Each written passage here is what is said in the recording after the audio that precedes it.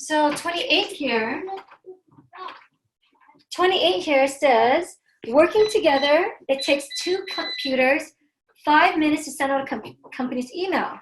If it takes a slower computer 15 minutes to do the job, how long will it take the faster computer to do the job on its own?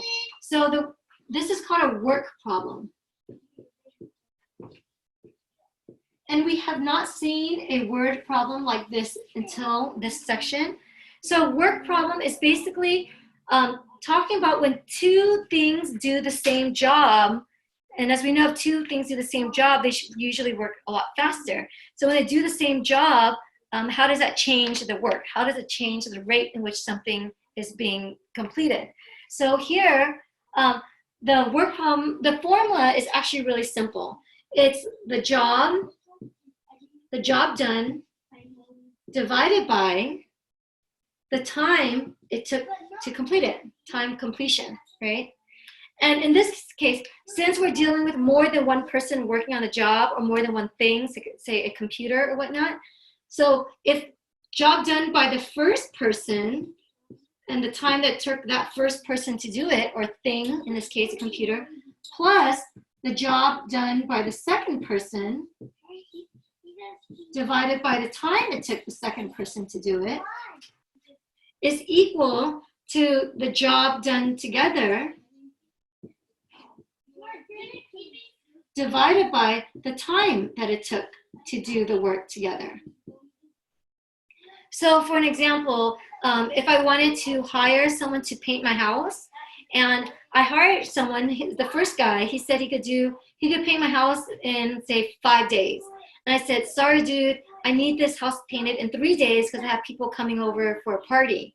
So he needs to find someone, since he could do the job in 5 days, he needs to find someone that can do it at a certain amount of time, maybe at a faster speed than him or slower speed than him, to work together with him so that together they will get the job done in 3 days. So that's the idea of this formula. So in ALEKS now, not in all classes, but in ALEKS, the problems in ALEKS, the job done is always going to be the same. It's going to be painting the same house. Everyone's considered painting the same house or working on the same job. So because it's always the same house or the same job, since they're always going to be the same, we're just going to put the number 1 instead. So here we're going to put 1 over time of the first person to get it done plus 1 over the time of the second person to get it done is equal to 1 over time together. And this is the Big Kahuna formula that you need to know for a problem like number 28, a work problem. So again, the number 1 represents that they're all doing the same job. They're not doing different jobs.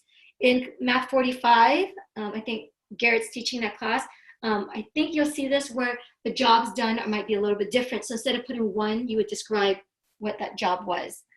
So in this problem here, working together, it takes 2 computers, 5 minutes to send out a company's email. So here you go. So the time together is 5 minutes.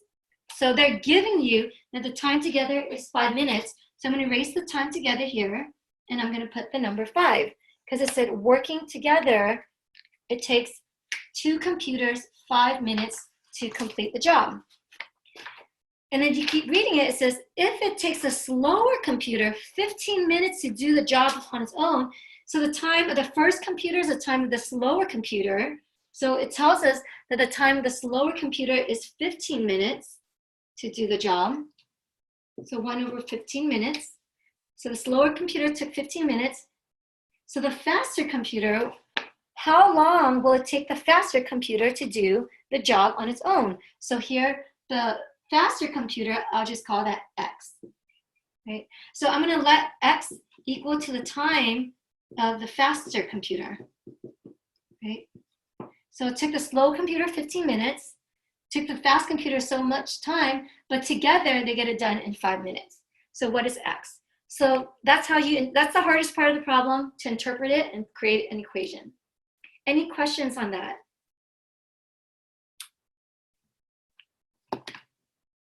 No questions? All right, so let's go ahead and solve this. So when I solve this, I have 1 over 15 plus 1 over x is equal to 1 over 5. Well, what do you know? 1 over 5. What do you know? This is a rational equation. It has fractions in it.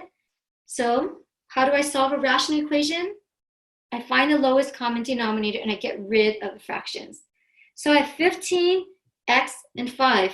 The LCD is going to be, anyone know what the LCD is going to be? 15. 15, all right. So the LCD is 15, 15 what? We're missing one more thing. X. X, right. So x, because the lowest common denominator is the product of unique factors in the denominator. 15 and 5, 15 is the lowest common multiple, and then x is also a factor, so you need to put it right there. So if I multiply everything by 15x, what should happen is that the denominators should be divided out. So if I do that, the first fraction here, what cancels out?